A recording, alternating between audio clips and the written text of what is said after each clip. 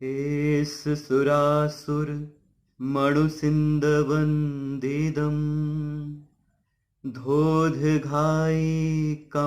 ममलम् पडमामि वड्ढमाणं तित्थं धम्मस्य कत्तारम्।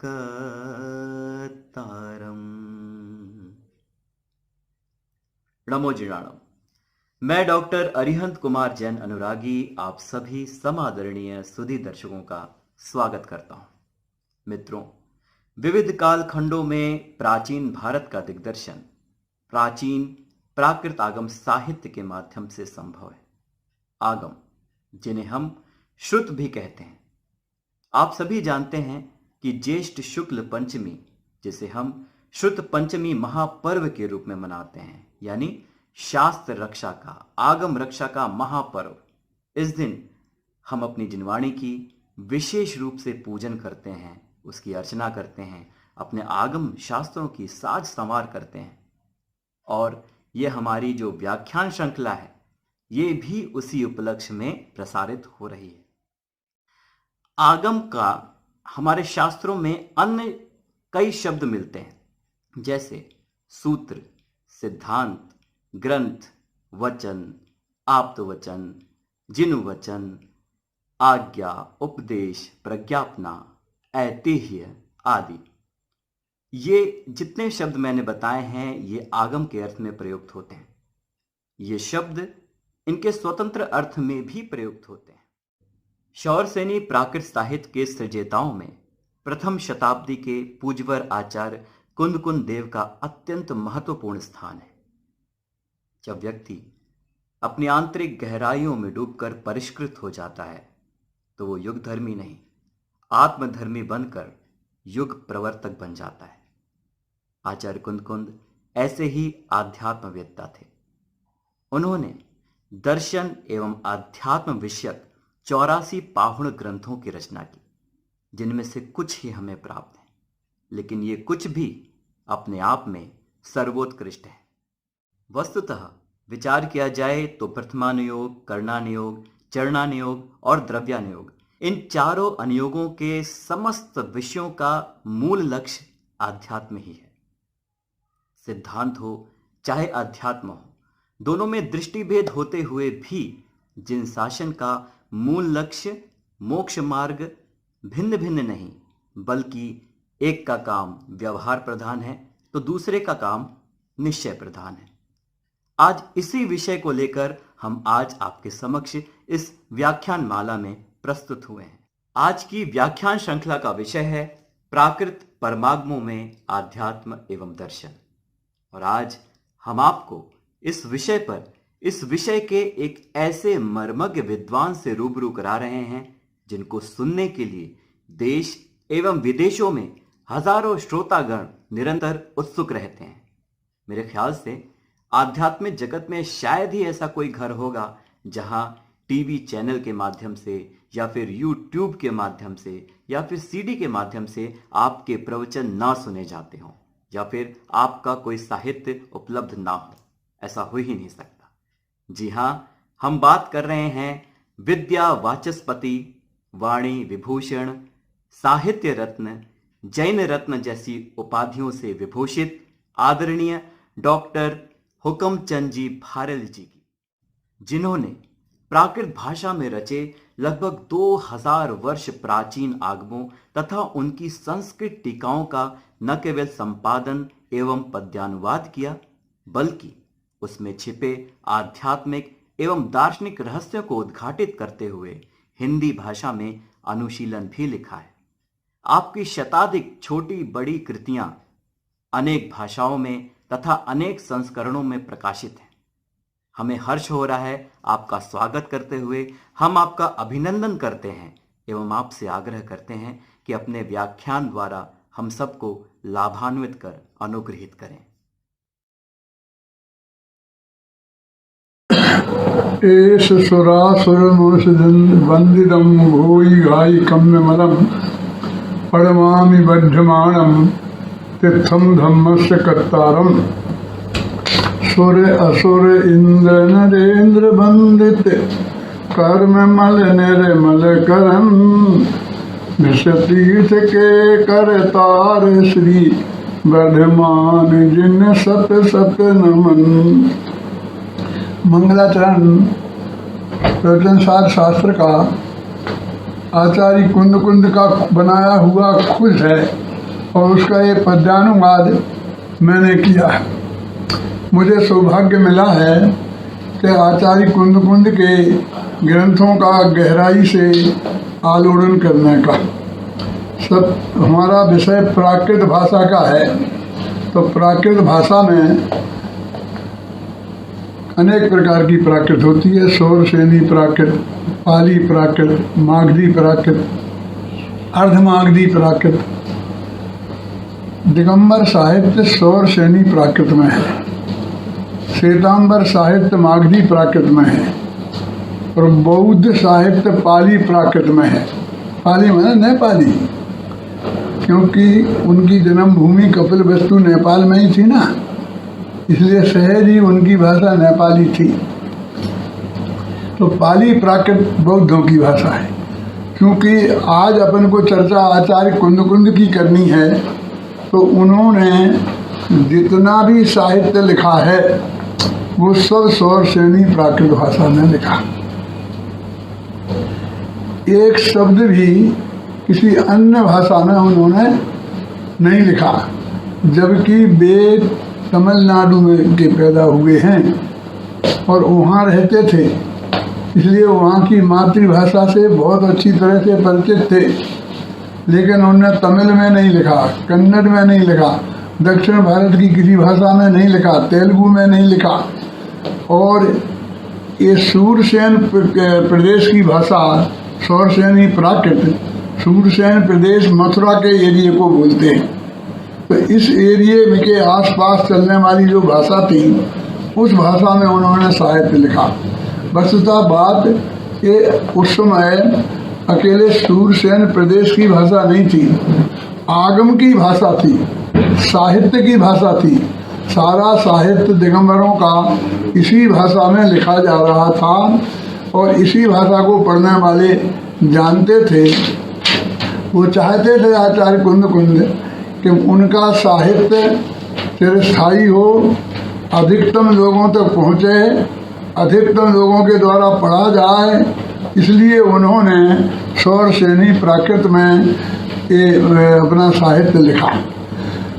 जैन समाज, विशेषकर दिगंबर जैन समाज, माने दिगंबर जैन समाज की बात मैं सिर्फ इसलिए करता हूँ क्योंकि वो सौर सेनी का साहित्य दिगंबर साहित्य है, कोई और मेरा प्रयोजन नहीं है इससे। हमारा ऐसा संस्कार है कि घर में बच्चा पैदा होता है और उसके जुबान में शब्द आता है तो सबसे पहले सौर सेनी प्राकृत भाषा में बोलता है और उसमें ही पढ़ता है। माँ बाप, समाज के पंडित, विद्वान, साधु संत उसके मुंह में नवोकार महामंत्र डालते हैं। वो नवोकार महामंत्र सौर सेनी प्राकृत भाषा का है। वो भूत बलि प्रसिद्ध जो आचार्य हुए सरखंडागम के बनाने वाले, उस खंडागम का मंगलाचरण है। तो वो हमारे यहाँ इतना अधिक प्रचलित हो गया कि सारी समाज बच्चे से बच्चे के मुख में सबसे पहले नमोकार मंत्र सुनाते हैं उसके कान में, और इस तरह उसे जैनी बनाते हैं। और फिर निरंतर उसे रोजाना बुलवाते हैं। बच्चे ही नहीं, बुजुर्ग भी, जवान भी, सभी लोग 108 बार नहीं तो कम से कम 9 बार तो नवोकार महामंत्र बोलते ही हैं। नवोकार महामंत्र माने अकेली 2 लाइनें नहीं, उसके साथ उसकी महिमावाचक 2 लाइनें, एक छंद है, उसके बाद चत्तारी मंगलम, उसके बाद चत्तारी लोकोत्तमा, उसके बाद चत्तारी शरणम पवज्जामि। इस तरह एक पूरे 1 पेज का प्राकृत भाषा में हम रोजाना बोलते हैं। समाज का बच्चा बच्चा, महिलाएं, बिना पढ़ी लिखी महिलाएं जिन्हें काला अक्षर भैंस बराबर है, ऐसी बुजुर्ग महिलाएं भी ये रोजाना बोलती हैं। इससे आप अंदाज़ा लगा सकते हैं कि सौरसेनी प्राकृत का दिगंबर जैन समाज की अपेक्षा कितना महत्व है। मैं अपने विद्यार्थियों से एक बात कहा करता हूँ कि हमें अपनी माँ से बात करना पड़े और माँ की भाषा हम नहीं जानते हो तो किसी दुभाषिया की ज़रूरत पड़े। जिस बच्चे को अपनी माँ से बात करने के लिए दुभाषिये की ज़रूरत पड़ती है, उससे बड़ा भागा और कौन होगा। हमारी सारी जिनवाणी, हमारा सारा आगम, हमारा सारे शास्त्र सौरसेनी प्राकृत भाषा में हैं और हम उसे जिनवाणी माता बोलते हैं। तो सौरसेनी प्राकृत भाषा तो हमारी माता है,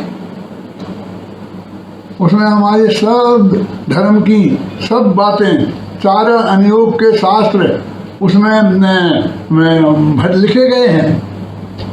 अरे कोई दिगंबर जैन को यदि वो प्राकृत भाषा के लिखे गए शास्त्र हैं उन्हें पढ़ने के लिए किसी पंडित की ज़रूरत पड़े तो यही हो गया ना कि अपनी माँ से बात करने के लिए दुभाषिये की ज़रूरत पड़ रही है। तो कितना बड़ा भागा है।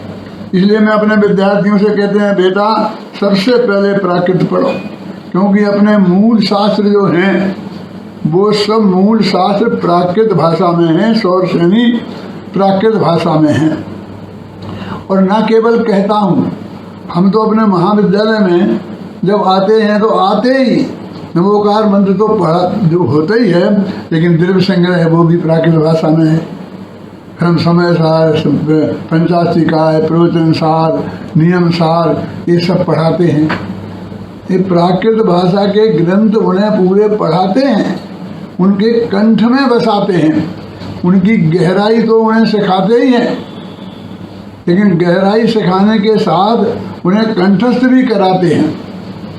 हमारे यहाँ एक कंठ पाठ योजना चलती है और कंठ पाठ योजना का मतलब ये है कि आप समय सार प्राकृत भाषा का आचार्य कुंद का कंठस्थ याद करके लाइए 415 गाथाएं, तो आपको 1000 रुपये का पुरस्कार मिलेगा। ऐसा हम 5 लाख रुपए का साल में पुरस्कार बांटते हैं और लोगों के कंठ में कुंद की वाणी को बसाते हैं। हमारे जो 1000 विद्वान हैं उनमें लगभग सभी को ये समय सार, प्रवचन सार लगभग याद होंगे। हमारे यहाँ रोजाना पाठ की वस्तु है, हम उनका पाठ करते हैं। जैसे लोग भक्तामर का पाठ करते हैं ना, सूत्र जी का पाठ करते हैं, तो हम कुंद की गाथाओं का पाठ करते हैं। तो हम इसलिए कहते हैं कि कुंद की जो भाषा है, जो सौरसेनी प्राकृत भाषा है, वो हमारे दिगंबरों की भाषा है। ऐसा कह करके मैं उस पर एकाधिकार नहीं जमाना चाहता हूँ, क्योंकि उसका दूसरों ने प्रयोग नहीं किया हो ऐसी बात नहीं है, लेकिन किया है तो मालूम कैसा किया है। जैसे कालिदास ने नाटक लिखा, भवभूति इन लोगों ने लिखे जो नाटक, तो उन नाटकों में वो जो पात्र हैं, नौकर चाकर, बिना पढ़ी लिखी महिलाएं, छोटे बच्चे, उनके मुख में प्राकृत डाली है। और जो अच्छे सभ्य पात्र हैं, पढ़े लिखे हैं, होशियार हैं, जिनके हाथ में सत्ता है, उनके मुख में संस्कृत डाली है। यानी ये कहना चाहते हैं कि ये बिना पढ़े लिखे लोगों की भाषा है। ना से सम्मान के साथ, लेकिन उन्होंने उस भाषा का प्रयोग तो किया है, और प्रयोग किया तो वही तो इससे बड़ा सम्मान और क्या हो गया। इसलिए वो अकेली हमारी नहीं है, उन लोगों की सबकी भाषा है। हम तो ये सिर्फ ये बताना चाहते हैं कि दिगंबर आचार्यों ने पूरा समर्पण उस भाषा के प्रति उन्हें किया है। सबसे ज़्यादा काम उनने ये किया है। देखो अभी उसमें कथा साहित्य भी लिखा गया है, करुणान योग का साहित्य भी लिखा गया है। करुणान योग तो पूरा है। करुणान योग में जय धवल, महाधवल, ये सब, एक सचखंडागम, होमरसा, दीपकांड, कर्मकांड, ये सब करुणान योग के जो शास्त्र हैं, ये सब प्राकृत भाषा में ही हैं। अकेला अध्यात्म नहीं है, अकेले द्रव्यान योग के शास्त्र नहीं है, लेकिन वे शास्त्र भी और कथा साहित्य, इन सब के बारे में फिर प्रेम सुमन जी का व्याख्यान हुआ था उन्होंने बहुत विस्तार से कथा साहित्य के बारे में बताया। यद्यपि मैंने भी कथा साहित्य बहुत कुछ पढ़ा था, लेकिन जितने विस्तार से उन्होंने बताया उतना भी ज्ञान मुझे तो नहीं था, क्योंकि मैं तो पूरा समर्पित कुंद पर हूँ। हम तो इस दिव्यान योग पर समर्पित हैं, अपना सारा उपयोग इसमें लगाते हैं। फूलचंद जी ने भी बहुत विस्तार से, फूलचंद जी प्रेमी है ना, प्राकृत के बहुत बड़े विद्वान हैं, तो उन्होंने भी विस्तार से प्राकृत कहाँ कहाँ है वो बताया था। लेकिन मेरा तो प्रिय सब्जेक्ट उनका अध्यात्म है, उनके दर्शन है। कि वो समय था आचार्य कुंद का कि जब साहित्य लिखा ही जा रहा था। एक तरफ भूतबली पुरुषदंत ने सठखंडागम लिखा था, वो भी सौरसेनी प्राकृत में था, और दूसरी तरफ आचार्य कुंद ने समय सार, प्रवचन सार, पंचास्त्रिका, नियम सार एक ग्रंथ लिखे थे, अष्टपाहोड़, ये भी सौरसेनी प्राकृत में थे। अभी बहुत काम हमारे जैन विद्वानों ने किया है। Doctor Hiralal Jain, A.N. उपाध्याय, इन लोगों ने उन सारे ग्रंथ जो भंडारों में पड़े थे उन्हें निकाल कर प्रकाशित कराया और जन जन तक पहुंचाया। तो हमारे विद्वानों ने चारों अनुयोग के शास्त्रों में जो सौरसेनी प्राकृत के हैं बहुत बहुत काम किया है। मेरा प्रिय सब्जेक्ट भी आचार्य कुंद और उनका अध्यात्म, उनका दर्शन है, और मुझे सब्जेक्ट भी दिया गया है यही भाग्य से। मेरा अत्यंत प्रिय सब्जेक्ट है, इसलिए मैं उसके बारे में आप ये समझिए कि मैंने सारा जीवन इसमें लगा दिया। 20-21 वर्ष की उम्र में मैं शास्त्रीय न्यायाधीश तो हो गया था, और जैन शास्त्रों का बहुत अच्छा अध्ययन था, प्राकृत का भी था, संस्कृत का था, और उनका सारा ये काम हिंदी का भी था। तो मैं प्रवचन भी करता था, सब करता था, लेकिन फिर भी कुंद के जो अध्यात्म की गहराई है वो मेरे ख्याल में नहीं थी। लेकिन पूज्य गुरुदेव श्री कांजी स्वामी के समागम से मुझे उसकी रुचि हुई। और कांजी स्वामी तो कुंद के इतने भगत थे कि उन्होंने 19 बार तो सभा में आद्योपांत समय सार पर प्रवचन किए हैं। 19 बार क्या होता है आद्योपांत? मैं पूछना चाहता हूँ उन अपने साथियों से, विद्वानों से, संतों से भी कि वो कभी आदि से अंत तक किसी ग्रंथ पर उन्होंने जम करके प्रवचन किए हैं? और एक बार भी किए हैं क्या? अनेक बार, 19 बार की तो बात बहुत होती है। तो आप समझना वो कितने वो होंगे। सारी जनता के सामने उस समय सार को उन्होंने 19 बार सुनाया, और उन्हीं से हमने सुना, और हमारे अंदर में ये जागृति आई, ये सिद्धांत समझ में आया, और हमने तब से ही अपने जीवन को इसमें लगा दिया। खुद भी पढ़ा, अपने विद्यार्थियों को भी पढ़ाया, सब खोला, और आज 1000 विद्यार्थी हमारे हैं जो इस देश में हैं, जो इस प्राकृत भाषा को जानते हैं, बड़ी श्रद्धा से जानते हैं, आचार्य कुंद के भगत हैं।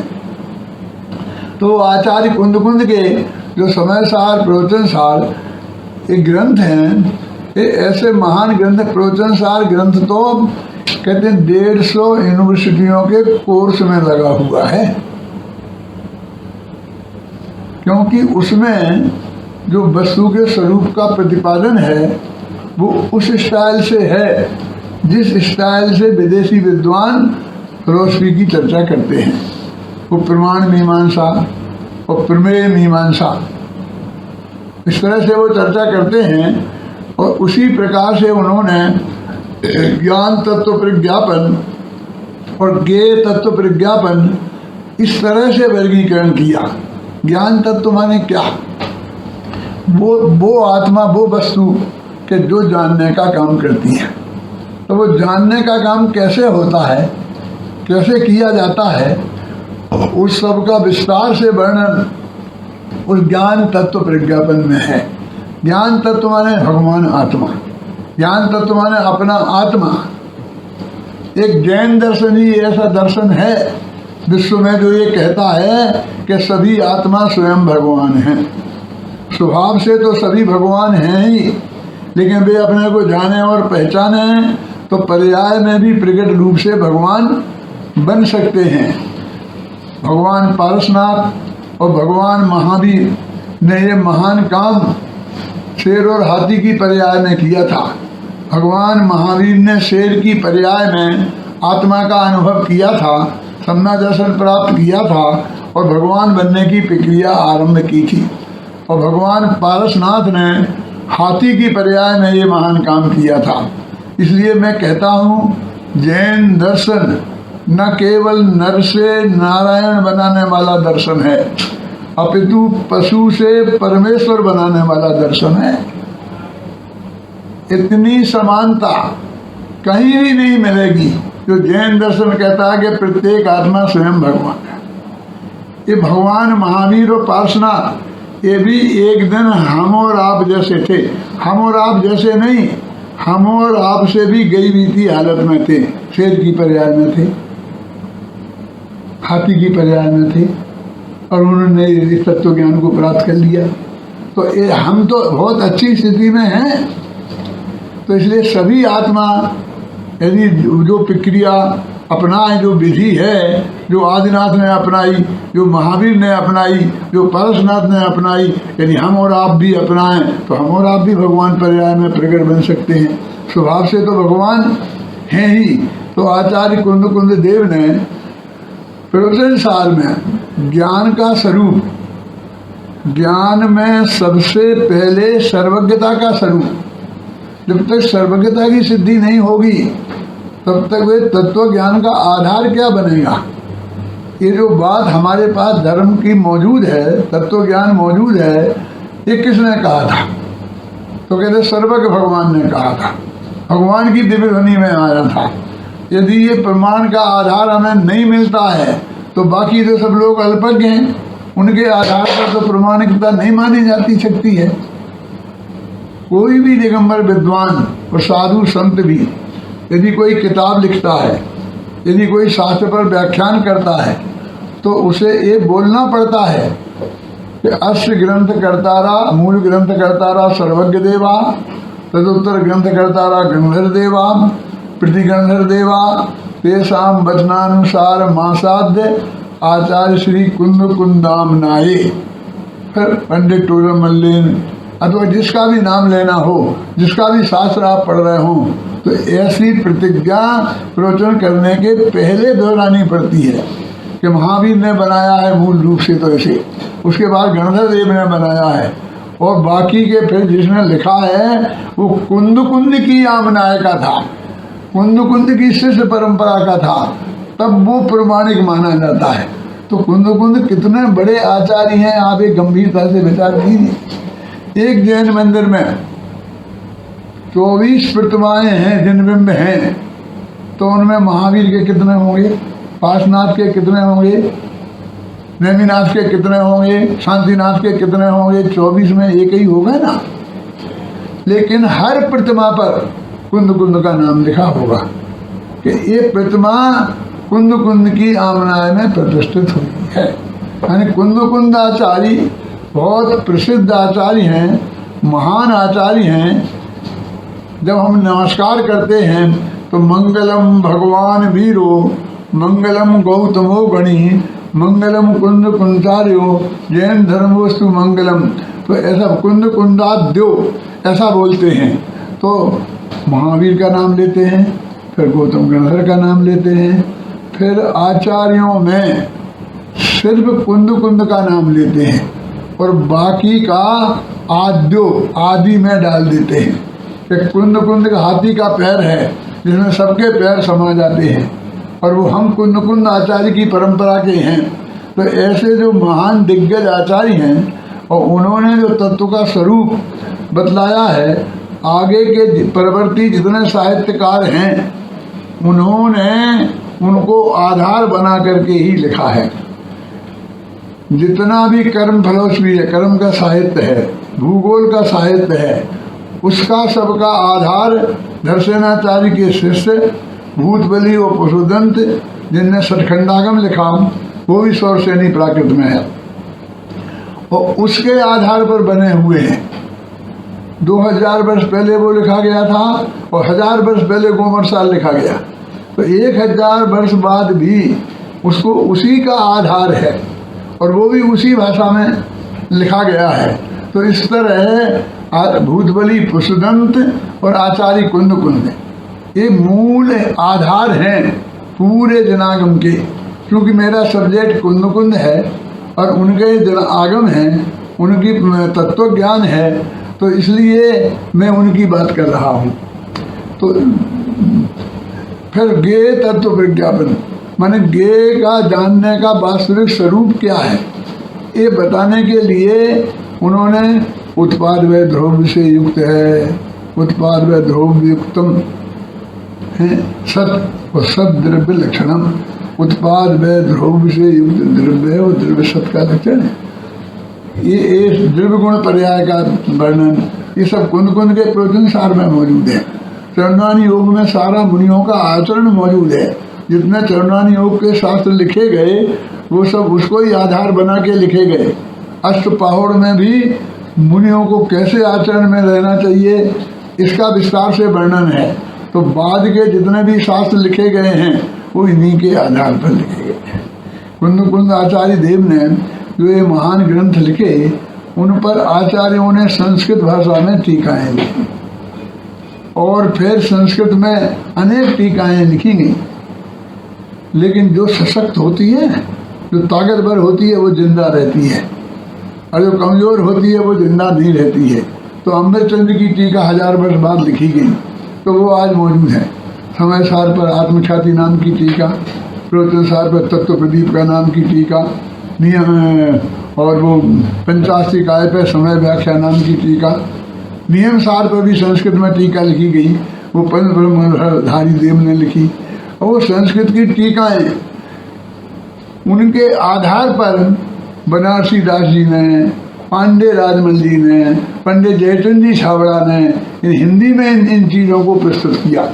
एक ने 500 साल पुरानी हिंदी में किया, दूसरे ने 400 साल पुरानी हिंदी में किया, तीसरे ने 200 साल पुरानी हिंदी में किया, कांजी स्वामी ने गुजराती और हिंदी में किया, समझ लो 100 साल पुरानी हिंदी गुजराती में किया और हमने आज की भाषा में किया।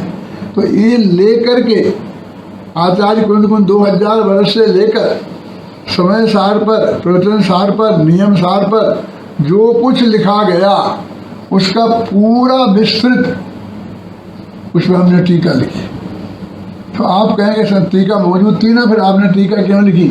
अरे वो तो संस्कृत भाषा में मौजूद थी, उस वक्त लोग संस्कृत जानते थे इसलिए उन्होंने संस्कृत भाषा में लिखी थी। आज तो सब लोग संस्कृत नहीं जानते हैं। तो जयचंद जी छाबड़ा ने हिंदी में लिखी, वो भी 200 वर्ष पुरानी हो गई, हमने भी आज उस पर टीका लिखी। तो वो टीका कुंद की गाथाओं प्राकृत पर है, अमरचंद की आत्मख्याति टीका पर है, जैसे उनकी टीका को भी आधार बनाया है। तो आप प्राकृत के विद्वान हैं या संस्कृत के? अरे भाई संस्कृत के विद्वान नहीं होते तो वे संस्कृत की टीका कैसे लिखते? यदि प्राकृत के विद्वान नहीं होते तो प्राकृत में सारा जो कुंद का जो साहित्य है जितना भी उपलब्ध है उन सब का मैंने पद्यानुवाद किया है बहुत सरल भाषा में। आप भी यदि पढ़ते जाएं तो आपकी समझ में आएगा। फिर उसका गद्य का अनुवाद भी किया है। फिर उस पर 2000 साल में जितना भी लिखा गया है वो सब लिखा है, उस पर अनुशीलन लिखे हैं। वो अनेक प्रकार की जो चीज़ें हैं सबके सामने प्रस्तुत की है। मैंने सारा जीवन उस पर लगाया है। ऐसे अनुशीलन है, समय सार के लिए अनुशीलन है। देखिए ये 5 भाग हैं, करीब 2300 प्रश्नों के 5 भाग हैं। ये 5 भाग ऊपर मैं 85 वर्ष का बुढ़ा आदमी हो गया हूँ। ये 5 भाग हैं, ये 2300 वर्ष के। कुंद पर मैंने 8000 पेज तो लिखे हैं। इतना है कहाँ कुंद का? उनकी टीकाएं हैं ना, और फिर टीकाओं की टीकाएं हैं ना, तो उनमें मतभेद भी होते हैं तो सारी चीजें प्रस्तुत करके फिर उनमें संतुलन कैसे बैठता है, नयों की भाषा में वो कैसे स्पष्ट होते हैं, ये सारा काम किया है। तो इस तरह जिन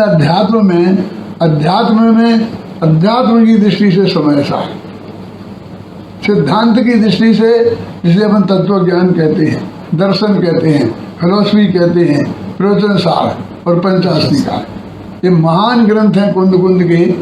अब जिन टीकाकारों ने टीका लिखी वे भी बहुत बड़े बड़े आचार्य हैं, साधारण आचार्य नहीं है। तो उनने तो कुंद को ही मूल आधार बनाया।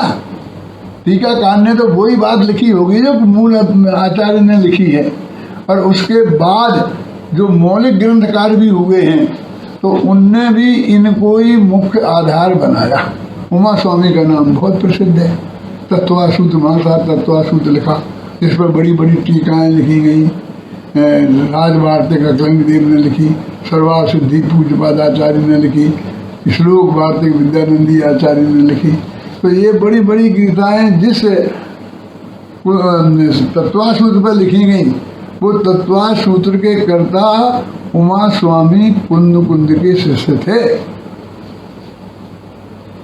ये संस्कृत के सबसे बड़े आचार्य, वो प्राकृत के सबसे बड़े आचार्य। इसका जो मंगलाचरण है उसके आधार पर आचार्य समंत भद्र ने बड़े बड़े स्तोत्र लिखे, भक्तियां लिखी। आपको लगता है स्तोत्र भक्ति आजकल की जैसे भक्तियां चलती है ना, ऐसी नहीं, जिसमें पूरा न्याय शास्त्र भरा पड़ा है। जैनियों का जितना न्याय शास्त्र है वो समंत भद्र उसके फाउंडर हैं, और वो सब स्तुतियों के रूप में है। अनेक अंत की उसमें उन्होंने स्थापना की है। तो वो कुंद के शिष्य के हैं। तो हमारी शिष्य परंपरा में कुंद आचार्य ने जितना महान काम किया है उतना काम किसी ने नहीं किया, और हमने भी अपना जीवन उनके लिए समर्पित किया।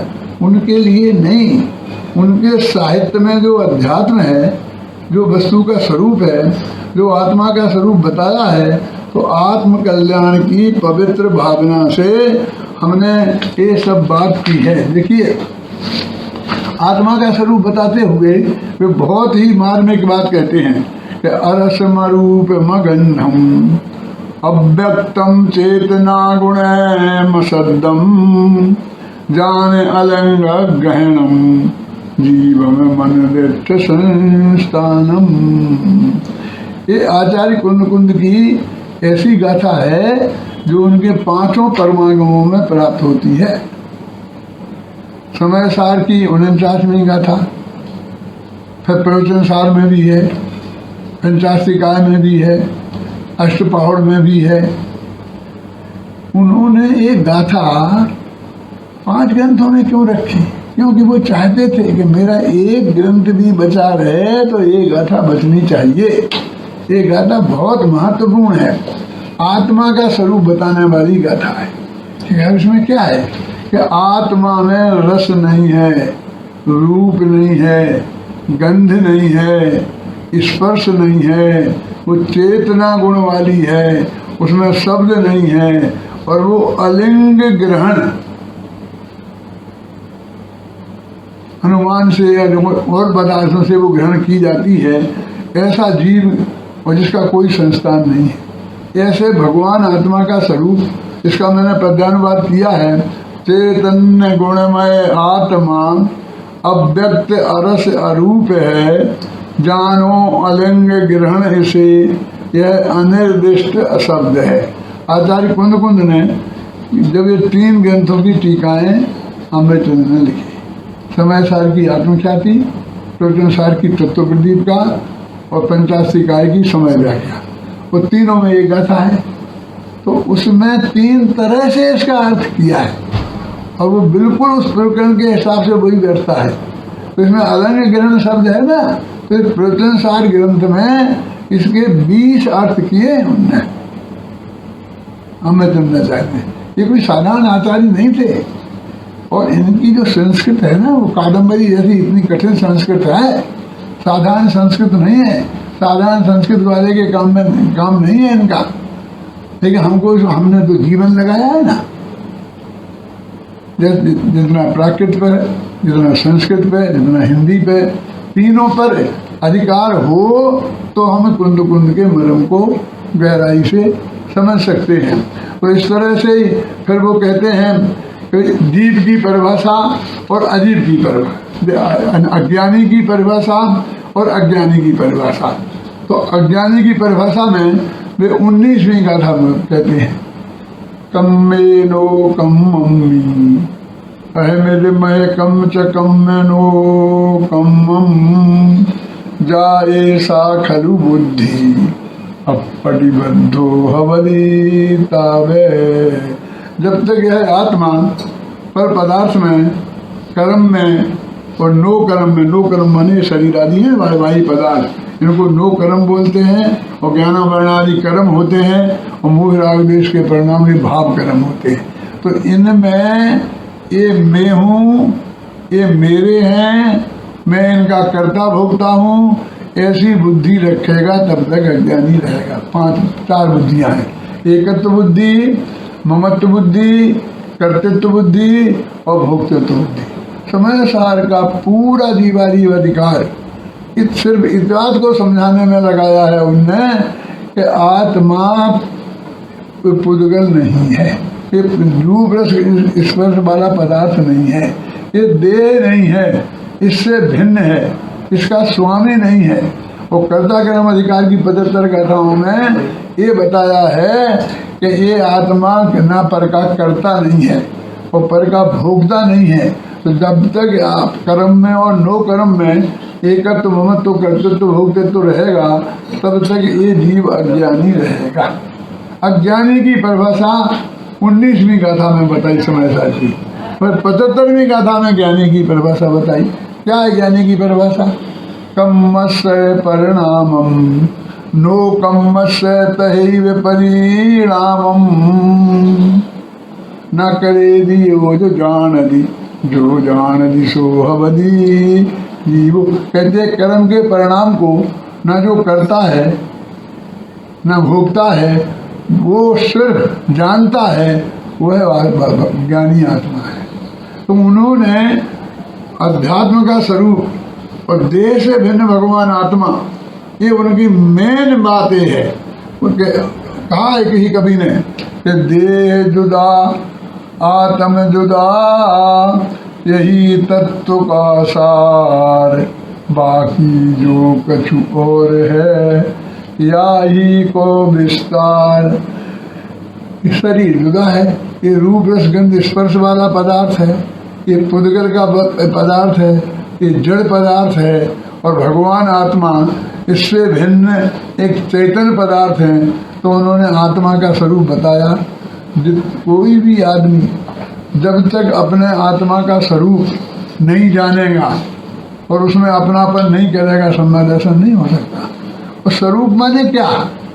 तो नयों के माध्यम से जैन धर्म में वर्णन किया है। तो वो कहते परम शुद्ध निश्चय नय का विषय, परम भावग्राही विद्या का विषय, ना जिसमें देह है, ना जिसमें राग है, ना जिसमें वर्तमान पर्याय है, ऐसी इनसे रहित जो एक चैतन्य तत्व भगवान आत्मा है, उसमें अपनेपन का नाम सम्यक दर्शन है। अत्यंत सरल परिभाषा सम्यक दर्शन की, अपने में अपनापन, इसका नाम सम्यक दर्शन। और अपने आत्मा को छोड़कर पर पदार्थों में अपनापन, इसका नाम है मिथ्या दर्शन। इतनी सरल परिभाषा उनने इसमें दी। और फिर देखिए उसको बताया कि ऐसा करने से आत्मा अलग है और शरीर अलग है, ऐसा काम नहीं चलेगा। वो आत्मा मैं हूँ, वो लिखते ना, अहम को फल शुद्धो प्राण दंशन मयो सदा रूपी नत्मवि अत्रिमज्ज किंचवी अन्नम परमाणु में तंपी। मैं एक हूँ, मैं शुद्ध हूँ, मैं ज्ञान दर्शन से परिपूर्ण हूँ, मैं अरूपी हूँ, और अन्य पंच मात्र भी परमाणु मात्र मैं नहीं हूँ। तो न प्योर शुद्ध अध्यात्म की बात कही।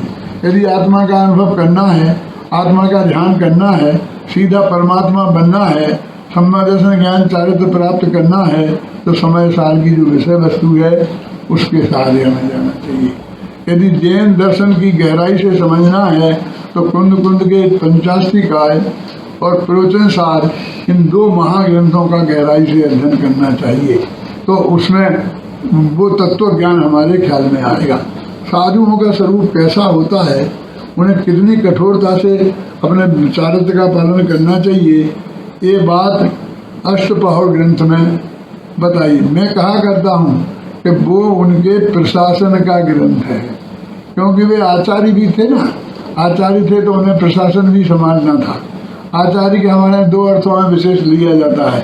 एक तो उन्होंने ये ग्रंथ लिखे हैं, शास्त्रों की रचना की है, इसलिए वे आचार्य हैं, और दूसरे उन्होंने प्रशासन किया, कोई में शिथिलाचार नहीं बढ़े, इसलिए वे भी आचार्य हैं। तो अष्टपहर में वो काम है। तो इस तरीके से वे एक सर्वांग परिपूर्ण आचार्य हैं। यदि हम उनको अकेले के सहारे भी चाहें तो पूरे जैन धर्म का मर्म समझ सकते हैं, अपने आत्मा का कल्याण कर सकते हैं। सभी लोग अपने आत्मा का कल्याण है। हाँ बोलिए। कुछ लोग भगवान को कर्ता मानते हैं और कुछ लोग मानते हैं एक जीव दूसरे जीव को सुखी दुखी कर सकता है। तो ये कर्ता कर्म की जो मान्यता है उसके संदर्भ में कुंद कुंद आचार्य ने अपनी बात रखी है। आचार्य जो कुंद कुंद हैं वे तो इतने एकदम स्पष्ट साफ शब्दों में लिखते हैं। देखिए उनकी मूल गाथाएं हैं।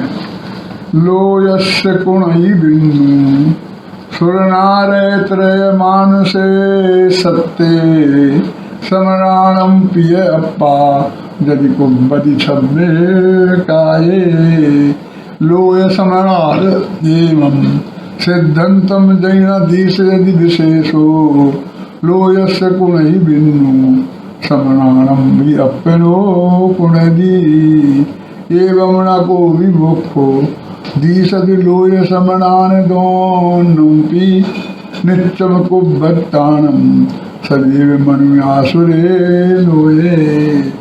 इन गाथाओं का मैंने पद्यानुवाद किया है। जो मैंने अभी कहा ना कि मैंने कुंद कुंद के संपूर्ण साहित्य का हिंदी में, सरल हिंदी में पद्यानुवाद कर दिया, गद्यानुवाद कर दिया, विशेष व्याख्याएं कर दी।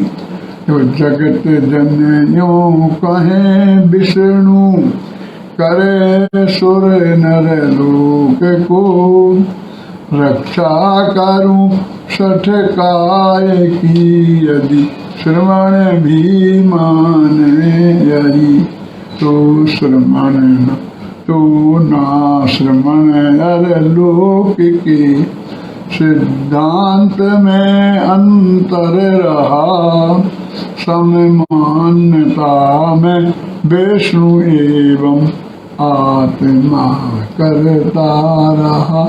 इस तरह करते तुसे नित्य घिसत लो करु श्रवण को वे मोक्ष दोनों का दिखाई नहीं देता है मुझे। देखो बहुत से लोग ये कहते हैं कि जैनी लोग ईश्वर को जगत का कर्ता नहीं मानते हैं, इसलिए वे अकर्तावादी हैं। और बात सत्य भी है कि जैनी ईश्वर को जगत का कर्ता नहीं मानते हैं। ये तो दार्शनिक मतभेद है, इसमें ऐसी कोई बात नहीं है कि हम कोई ईश्वर की निंदा कर रहे हैं। निंदा का तो सवाल क्या, जो ईश्वरवादी है वे ईश्वर को मानते हैं, जो ईश्वरवादी नहीं है वे ईश्वरवादी को नहीं मानते हैं। लेकिन वो ये कहते हैं कि कोई श्रवण यदि कहता है कि मैं रास्ते में चलता हूँ और ईर्ष्या समझ पूर्वक चलता हूँ तो 6 काय के जीवों की रक्षा करता हूँ, तो उस श्रवण में और वो विष्णु को मानने वाले में क्या अंतर है? वो विष्णु में और श्रवण में नहीं, उस श्रवण को मानने वाला और विष्णु को मानने वाले में क्या अंतर रहा?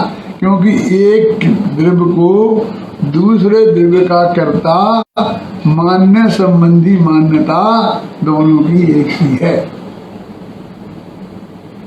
और जैसा मुझे ये नहीं दिखता है कि विष्णु भगवान उनको मोक्ष की प्राप्ति होगी, ऐसा ही उस श्रवण को भी नहीं होगी। वो तो उस श्रवण को कह रहे हैं, वो तो अपने उस शिष्य को कह रहे हैं कि यदि तुम दूसरों को स्वयं को कर्ता मानता है और अपना कर्ता तुम स्वयं को मानता है, ये देह की क्रियाओं का कर्ता अपने को मानता है, राग की क्रियाओं का कर्ता अपने को मानता है, तो तेरे में और उसमें कर्तावादियों में कोई फर्क नहीं है। ये कोई किसी की निंदा और प्रशंसा की बात नहीं है। यदि वो दार्शनिक रूप से उसकी मान्यता ये है तो उस अपनी मान्यता को से प्रस्तुत करते हैं। देखो, तो क्या मैं जीवों की रक्षा नहीं करता? क्या मैं उन्हें मार नहीं सकता? देखो कुंद क्या कहते हैं, यदि आपको ये जानना हो तो थोड़ी छाती करनी पड़ेगी, क्योंकि ये सारा अंगमान हम ये करते हैं, ये कर्तृत्व की बुद्धि के बोझ से दबा हुआ है। कुंद क्या कहते हैं सुनो, मैं कुंद की भाषा में बोलता हूँ।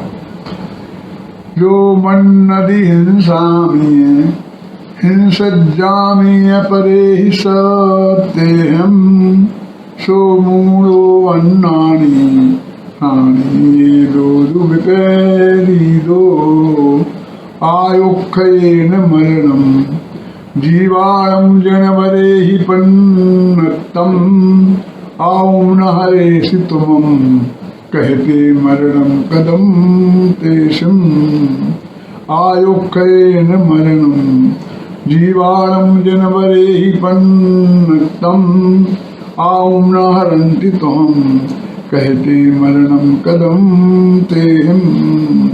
जो मन्नदि जीवेनि या जीवस्यामि परे हि सत्यहम सो मूलो अन्नानि हानि दो विपेरिदो आयुद्धेन जीदम जीवो एवं भणन्ति स बन्नो आवं चंदेसि तुमं कहते जीवदम आयुधेन जीवति जीवो एवं भणन्ति सा बन्नो आवं चंदन्ति तुम कहते जीवदम कदम तेम। ये प्राकृत की 5 गाथाएं हैं, समय सार के बंधाधिकार की गाथा है, लेकिन तो कर्म के बंध का चल रहा है। लेकिन वो कहते हैं ऐसी मान्यता वाले को कर्म बंध होता है। मैंने इसका हिंदी पंचानुवाद किया है, तो जो प्राकृत के जानकार होंगे वो तो उनकी समझ में तो ये आ गया होगा, लेकिन जो प्राकृत को थोड़े कमजोर जानते होंगे, कि जैनियों की प्राकृत को नहीं जानते होंगे, उनके लिए मैंने सरल हिंदी में पंचानुवाद किया है, तो उसे मैं सुनाता हूँ। मैं मारता हूँ अन्न को या मुझे मारे अन्न जन, यह मान्यता अज्ञान है जिनवर कहें ही भाव्य जन। निज आयु क्षय से मरण हो यह बात जिनवर ने कही, तुम मार कैसे सकोगे जब आयु हर सकती नहीं। देखो वो ये कहते हैं कि शास्त्रों में ये लिखा है कि ये जीव का जो मरण होता है, जीवन होता है, वो आयु कर्म के उदय से जिंदा रहता है और आयु कर्म के क्षय से जीव मरता है।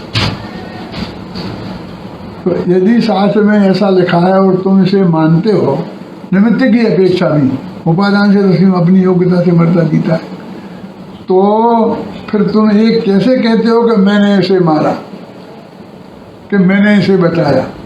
ऐसा मानने वाला उतना ही बड़ा अज्ञानी है। मैं आपसे कहता हूँ, आप कहते हैं कि राम की मर्जी के बिना पत्ता नहीं हिलता है, फिर ये भी कहते हैं कि ये काम मैंने किया। कि राम की मर्जी के बिना पत्ता नहीं हिलता है तो फिर तूने क्या किया? 2 कर्ता एक साथ कैसे बन सकते हैं? कि राम की मर्जी के बिना, वे कहते खुदा की मर्जी के बिना पत्ता नहीं हिलता है। ईसाइयों की पत्ती गॉड हिलाया करता है। जैनी कहते हैं कि कर्म के उदय से होता है, तो फिर तू तो करता नहीं रहा, न जैनियों में, न बौद्धों में, न उनमें, न ईश्वरवादियों में, न अल्लाहवादियों में, न गॉडवादियों में कोई करता नहीं रहा। इस तर्क को ये कितनी मजबूती से रखते हैं, पर समय सार का बंधाधिकार देखो। क्लियर बनारसी दास ने उसका पद्यानुवाद बहुत अच्छा किया है। उसमें उन्होंने लिखा है, कार्य मान बरगणा सो जग में ना बंधे दीप न बंध कदापि मन बच काए योग सो चेतन अचेतन की हिंसा सोना बंधे जी, बंधे नाही पंच इंद्रियन के भोग सो, कर्म सो अबंध सिद्ध योग सो अबंध जन, हिंसा सो अबंध साधु ज्ञाता विषय भोग सो, इत्यादि के वस्तु के मिलाप सोना बंधे जीव, बंधे एक रागादि अशुद्ध उपयोग सो। कहते जीव को जो कर्म का बंध होता है वो अपना रागादि भाव है ना, खोटे भाव, उनसे होता है, किसी दूसरों से नहीं होता, न कर्मों से होता है, न पांच इंद्रियों से होता है, न और जगत के कार्यों से होता है। ये बहुत स्पष्ट रूप से ये बात सब कही गई है। आपने प्राकृत आगम, विशेषकर शौर सैनिक आगम के अध्ययन और अनुसंधान में अपना जीवन लगाया है। आपकी एक पुस्तक है जिसका नाम है आचार्य कुंदकुंद और उनके पंच परमागम, जो कि आज से 32 वर्ष पहले लिखी गई है। उसके पेज नंबर 7 पे आपने ये लिखा है कि उस समय से 32 वर्ष पूर्व से आप अपना पूरा जीवन आचार्य कुंदकुंद और उनका जो प्राकृत आगम है उसके अध्ययन और अध्यापन में लगा रहे हैं। तो ऐसा क्या है उन आगमों में जो पिछले 64 वर्षों से आपने अपना पूरा जीवन लगा दिया? तो 32 वर्ष उसके पहले, उस सन 88 में वो किताब छपी है, तो 32 वर्ष आज हो गए, तो 64 वर्ष। लोग कहते हैं आप 64 वर्ष के होगी। अरे भाई मैं 85 वर्ष का हो गया हूँ, 64 वर्ष का नहीं। तो मैंने 21 वर्ष की उम्र में समय शास्त्र अध्ययन शुरू किया था और निरंतर उसमें अपना जीवन मैंने लगाया है। और आप चिंता नहीं करना, मैं पूरी तरह स्वस्थ हूँ। 10,000 कदम रोजाना चलता हूँ, तो 6-6.5 किलोमीटर से कम नहीं होता है। बिल्कुल स्वस्थ हूँ, चिंता नहीं करना। अब वो अलग बात है कि आयु कर्म आएगा, खत्म हो जाएंगे, चले जाएंगे, लेकिन वो क्षमता है कि मैं अपने काम करूँ। रोजाना 5-6 घंटे अध्ययन करता हूँ, लिखता हूँ, पढ़ता हूँ, बोलता हूँ, प्रवचन भी करता हूँ, सब करता हूँ। तो इसलिए इतने वर्ष लगा दिए तो कोई आश्चर्य की बात नहीं है। और फिर क्यों लगा दिए आपको? क्योंकि मुझे सर्वाधिक परम सत्य वो लगा, आत्मा का कल्याण उससे ही होने वाला है, ये मेरे को अंदर से फीलिंग हो गया। और ये बात मेरे 21 वर्ष की उम्र में भी तभी हो गया था। इसलिए मैंने अपने उपयोग को सब जगह से हटाकर और पूरा उसी पर लगा दिया, और इसलिए मैंने ये इतना उसमें काम किया है। हाँ। आप 35-36 वर्षों से विदेशों में जा रहे हैं। वहाँ भी जाकर के प्राकृत कुंदकुंद आचार्य का जितना साहित्य है उस पर ही आप चर्चा करते हैं। वहाँ जाकर के भी इसी की चर्चा करने का क्या कारण है? लोग कहते हैं मैं वहाँ करता हूँ, लोग मुझे इसकी चर्चा सुनने के लिए बुलाते हैं कि साहब हमको तो ये सुनना है, हमको तो समय सार सुनना है, हमें तो समय सार की ये गाथा सुननी है, इसलिए उनको सुनाने जाता हूँ। श्री विद्यानंद जी महाराज ने भी एक दफे मेरे से कहा कि डॉक्टर भालिल मैं तुमसे एक काम, महाराज आज्ञा तो करो। मैंने आपको कब मना किया है, आप जो आज्ञा करेंगे करूँगा। बोले मुझे समय सार सुनना है तुमसे। कहाँ सुनाओगे, कब सुनाओगे? मैंने कहा जहाँ आप कहेंगे और जब कहेंगे तब सुनाऊंगा। आखिर हमारी दोनों की राय से एक तारीख नक्की हो गई और जगह नक्की हो गई कि कुंदकुंद भारती में हम बैठेंगे और 50 विद्वान बैठेंगे और आटकाएँ वगैरह थी, बूढ़े महाराज बैठेंगे। महाराज ने सबको बोल दिया कि डॉक्टर साहब बोलेंगे, कोई बीच में नहीं बोलेगा, जो पूछना होगा तो मैं पूछूंगा, और आपको जो पूछना है तो आप मुझे बताना, तो फिर मैं वो बात पूछूंगा। और फिर हमने वहाँ 7 दिन तक चलाया। तो महाराज क्या करते थे कि पहले से नहीं बताते थे, वो जब हम पहुँच जाते थे तब कहते थे कि डॉक्टर साहब मुझे तो 555 फलानी गाथा ये समझनी है। तो फिर मेरा तो स्टडी थी, तो 4-6 गाथाएँ पीछे से 4-6 आगे से संदर्भ मिला करके, और मैं यहाँ ये आचार्य ये कहना चाहते हैं, ऐसा मैं उनको बताता था।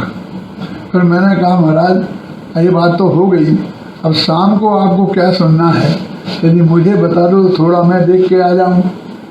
तो मुस्कुरा दिए, बोले नहीं कुछ। लेकिन जब मैं शाम को गया तो जब मैं गद्दी पे बैठ के मंगलाचरण मैंने कर लिया तब बोले कि मुझे तुमने फला नहीं कहा था। इस तरह उन्होंने 7 दिन तक मेरी परीक्षा की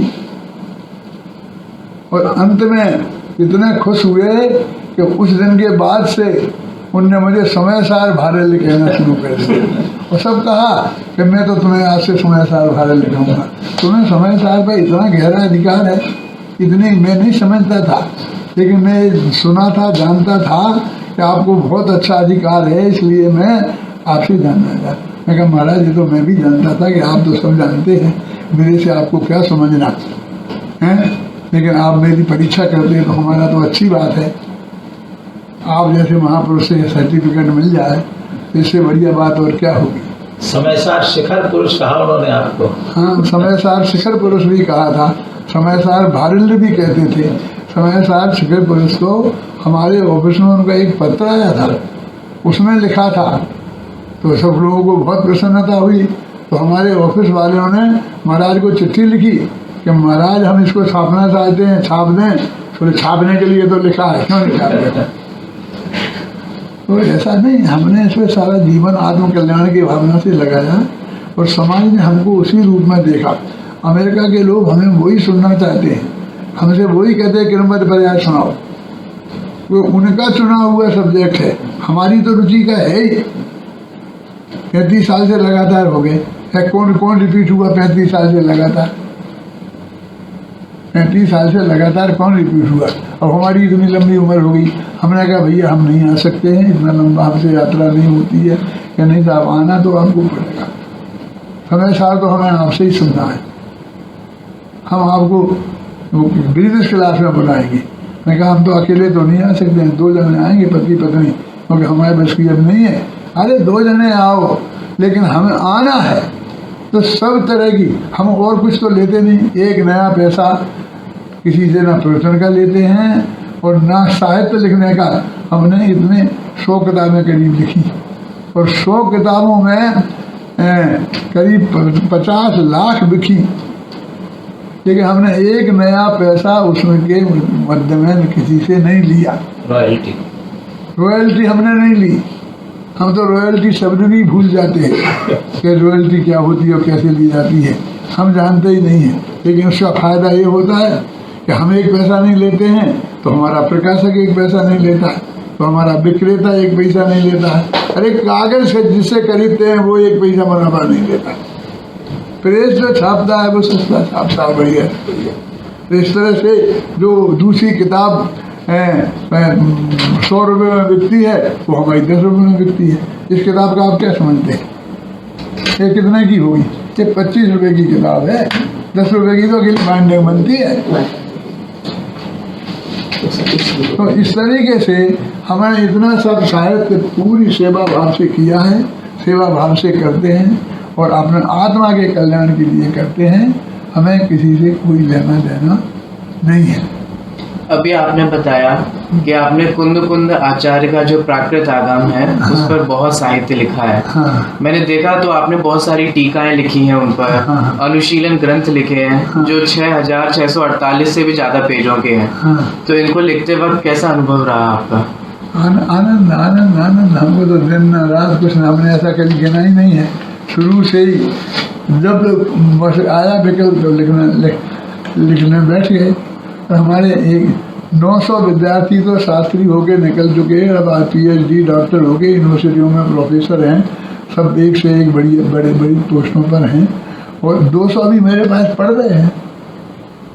तो 1100 तो हो ही गए, हम मर भी जाएंगे तो अभी 1100 विद्वान तो हमारे यही हैं जो हमको केंद्रीय गवर्नमेंट ने जो है तो कौन सा मानव संसाधन डिपार्टमेंट ने पुरस्कृत किया था। तो उसके जो अध्यक्ष महोदय ने हमसे मालूम क्या कहा था भरी सभा में कि हम आपको क्यों पुरस्कृत कर रहे हैं। मैं कहा ये तो आप जाने, हमें तो कल पता चला कि आओ तुम्हें पुरस्कृत करना है, तो हम आज तो दौड़े दौड़े चले जाए। बोले कि हम हमारे 3-3 लाख रुपए महीना पाते हैं प्रोफेसर, एक विद्वान निकालना संस्कृत का प्राकृत का हमें बहुत कठिन होता है और आपने 1000 विद्वान गवर्नमेंट से एक नया पैसा लिए बिना उनकी सारी व्यवस्था करी, खाने की, पीने की, उठने की, रहने की और पढ़ाने की, और उनको 1000 विद्वान तैयार करा दिए। इसलिए हम आपको पुरस्कृत कर रहे हैं। अपने आप करते हैं तो करते हैं। डॉक्टर सत्येंद्र की ये वचन थे, वे उस वाक्य अध्यक्ष थे। आपने इन छात्रों को तो तैयार कर ही दिया। हाँ, कुंद कुंद शतक, शुद्धात्म शतक, इनका संकलन ऐसा किया, आबाल गोपाल सबको अत्यंत सुलभ हुआ। छोटे छोटे बालक भी जब इनको गुनगुनाते हैं तो आपको कैसा लगता है? ये हमने सन 88 में आचार्य कुंद की 2 शताब्दी समारोह मनाया था। तो 1 बरस तक साल में अपना ये रथ चलाया था, उसमें घूमे थे, जगह जगह गए थे। तो उस समय ये किताब भी लिखी थी, क्या नाम है उसका, आचार्य कुंद उनके पंच परमागम, और ये कुंद शतक, शुद्धात्म शतक, ये भी बनाए थे। संकलन किया है सब कुंद के सारे ग्रंथों के मूल गाथाएं निकाल कर, और मेन तत्व ज्ञान उसमें आ गया। उस तत्व ज्ञान की सरल हिंदी भाषा में पद्यानुवाद किया और हर एक के कंठ में बसाया, सबको याद कराया कि इनको पुरस्कार दो, बच्चों को याद कराओ। और गांव-गांव में बच्चे जब उसे पढ़ते थे तो हमारा तो खून बढ़ जाता था, हमें तो बहुत प्रसन्नता होती थी, बहुत आनंद होता था। हम तो अपने आनंद के लिए करते थे। जो लोग हमें नापसंद करते हैं ना, उन लोगों ने मालूम क्या कहते थे कि नहीं हम आचार्य कुंद की गाथाएं हैं, इसलिए हम कुछ कह तो सकते नहीं हैं, लेकिन कोई बड़ा आदमी हमसे कहे तो कहे। लेकिन ये बच्चे जब बाजार में गली गली में जुलूस में गाते फिरते हैं कि वे श्रवण नहीं, जो विशिष्ट हैं, जो नारियों के संयोग में रहते हैं, जो ऐसा करते हैं ऐसा करते हैं, वे श्रवण नहीं त्रियंश हैं, तो हमको बहुत अच्छा नहीं लगता। लेकिन मैंने कहा हमने तो उसे सरल किया, हमने उसमें कठोरता बढ़ाई नहीं है, कठोरता कम की है। ख्याल में आई ना है? लेकिन मूल गाथा में हम क्या करें, जो कुंद ने लिखा हमने तो वही बनाया है। हाँ। आपके द्वारा प्रशिक्षित जो शिष्य हैं वो प्राकृत भाषा के क्षेत्र में बहुत काम कर रहे हैं। हाँ। जिसमें से अभी 4 शिष्यों को तो प्राकृत भाषा का जो सर्वोच्च राष्ट्रपति सम्मान है वह भी प्राप्त किया है। तो ये निश्चित रूप से आपकी शिक्षा और प्रेरणा का ही फल है। आप उन्हें आगे क्या कार्य करने का संदेश देना चाहेंगे? वे बहुत प्रतिभाशाली विद्वान हैं, उन्होंने अपनी मेहनत से सारा काम किया है। हम तो प्रेरणा दे सकते हैं, हम लोगों ने बता सकते हैं। और जब शुरू में पढ़ाया भी ये गाथा जो हमने तो समय सार वगैरह से पढ़ाया था, और अब वे बहुत अच्छी जगह काम कर रहे हैं और पुरस्कृत हो रहे हैं, तो हमारी तो और ज़्यादा प्रसन्नता होती है और अच्छे काम करें। और उनसे हम क्या कहें कि कुंद के साहित्य को, दिगंबर जैन धर्म को, इस सिद्धांतों को, इन सबको आगे से आगे फैलाओ, देश में फैलाओ, विदेश में फैलाओ, सब जगह मार्केट है। हमने सारी दुनिया घूम ली है और सारी दुनिया में हर जगह मांग है। कोई अच्छा वक्ता हो, कोई अच्छा विद्वान हो, समझाने वाला हो, तो सब जगह लोग सुनने समझने को तैयार है। अकेले यूनिवर्सिटियों में जाके और वहीं पर दो विद्यार्थियों को पढ़ाते रहना, ये काम नहीं है आप लोगों का। मैं कहता हूँ आप तो जाकर के समाज में जाओ, ग्रुप के ग्रुप पढ़ाओ, सबको पढ़ाओ, लोग पढ़ने के लिए तैयार हैं। प्राकृत भाषा तो बहुत पुरानी भाषा है। हाँ। इस पुरानी भाषा का अभी वर्तमान में क्या जरूरी है? प्राकृत माने जो प्रकृति जन्म है, जो प्रकृति से पैदा हुई, जो सहज भाव से बनी, जब इन भाषाओं को फिर बांधते जाते हैं हम कानूनों में, तो वे संस्कृत हो जाती है, संस्कार की हुई भाषा। फिर वो इतने कानून में बन जाते हैं, वे कानून बनते कि हम सारी जिंदगी वे कानून नहीं पढ़ सकते हैं। अब वे संस्कृत के एक विद्वान उन कानूनों के हिसाब से बोलते हैं, और ये प्राकृत वाला अपना सहज बोलता है, और इसको देख के बाद में व्याकरण बनाते हैं। लघु सिद्धांत कौमुदी, महान सिद्धांत कौमुदी, मध्य सिद्धांत कौमुदी, कितने नियम, अष्टाध्यायी, ये सब बन गए। और बन करके उनसे बंध गई तो फिर उसमें से हिल नहीं सकते, तो धीरे धीरे वो भाषा जनभाषा नहीं रह जाती है। मूल प्राकृत भाषा साधु नर्म दिगंबर साधु थे, उसी भाषा में बोलते थे, जनभाषा में लिखते थे। अधिकतम लोगों तक पहुंचाना उनका उद्देश्य था। अपनी बात को अधिकतम लोगों तक पहुंचाना उनका उद्देश्य था। इसलिए उन्होंने इस प्राकृत भाषा में, इस जन भाषा में उन्होंने लिखा और वो बहुत अच्छा लिखा है। भगवान ने काम किया। दर्शन और अध्यात्म का विषय आत्म कल्याण के लिए होता है। इसलिए कुंद कुंद साहित्य के आधार से आत्म कल्याण है, तो आप अंतिम प्रेरणा क्या देना चाहते हैं? मूल माल उसमें है, उसमें आत्मा का सही स्वरूप बताया है। जिस आत्मा के दर्शन का नाम सम्यक दर्शन है, जिस आत्मा में अपनापन स्थापित करने का नाम सम्यक दर्शन है, तो वो उसमें मूल उसमें है। और लौकिक शांति भी इसी से प्राप्त होती है। हम समता भाव से रहें। उपसम्मयामि सम्मम जत्तो निर्माण संपत्ति, मैं उस साम्य भाव को प्राप्त होता हूँ जिससे निर्माण की प्राप्ति होती है। इसलिए वो सबसे बढ़िया चीज़ है। हर एक आत्मा की जैनी को मोक्षु होनी चाहिए, मोक्ष की इच्छा वाला होना चाहिए। बहुत बहुत धन्यवाद आपका। आज हम सभी बहुत कृतज्ञ हैं कि आपने इस श्रुत पंचमी व्याख्यान माला के अंतर्गत प्राकृत परमागमों में आध्यात्म एवं दर्शन विषयक अपना मौलिक एवं महत्वपूर्ण चिंतन परक व्याख्यान प्रस्तुत किया है और हमें कृतार्थ किया है। आपने प्राकृत भाषा के महत्व को समझाते हुए शौर सेनी प्राकृत भाषा में आचार्य कुंद कुंद द्वारा रचित आगमों में प्रतिपादित दार्शनिक एवं आध्यात्मिक चिंतन को, गहन चिंतन को बहुत ही सरल और बहुत ही सुबोध शैली में हम सबके समक्ष प्रस्तुत किया। यद्यपि आपके महत्वपूर्ण प्रवचन विविध माध्यमों से नित्य प्रसारित हो रहे हैं, लेकिन ये जो लाइव आपका व्याख्यान रहा है, ये कई दृष्टियों से बहुत ही महत्वपूर्ण और बहुत ही उपयोगी और बहुत ही लाभप्रद रहा। हजारों आध्यात्म रसिक श्रोताओं ने इस लाइव प्रसारण को बहुत ही तन्मयता के साथ सुना है और समझा है और लाभान्वित हुए हैं। इस कार्यक्रम का मैं संयोजक होने के नाते डॉक्टर अरिहंत कुमार जैन अनुरागी, मैं आपका आभार व्यक्त करता हूं। इस कार्यक्रम के आयोजक पागत भाषा एवं प्राकृत टाइम्स न्यूज़लेटर आपका आभार व्यक्त करते हैं एवं आपको धन्यवाद देते हैं कि आपने हमारे आग्रह को बहुत ही सहजता से स्वीकार कर इस व्याख्यान माला को एक 4 चांद लगा दिए हैं। हम अपने दर्शक वर्ग को भी धन्यवाद देते हैं, उनका आभार व्यक्त करते हैं कि बहुत ही तन्मयता से आपने हमें सुना। अगर बाई चांस आप नहीं सुन पाए हों लाइव किसी व्यस्तता के कारण, तो पुनः इसी पेज पर आकर आप लिंक द्वारा इस पूरे लाइव व्याख्यान को पुनः पूरा सुन सकते हैं। इसके पूर्व हुए व्याख्यानों को भी आप पूरा सुन सकते हैं और देख सकते हैं और समझ सकते हैं। व्याख्यान का क्रम यूं ही चलता रहेगा। हम पुनः उपस्थित होंगे नए विषय के साथ और एक नए विशिष्ट विद्वान के साथ। तब तक के लिए हमें अनुमति प्रदान करें। णमो जिडाणम।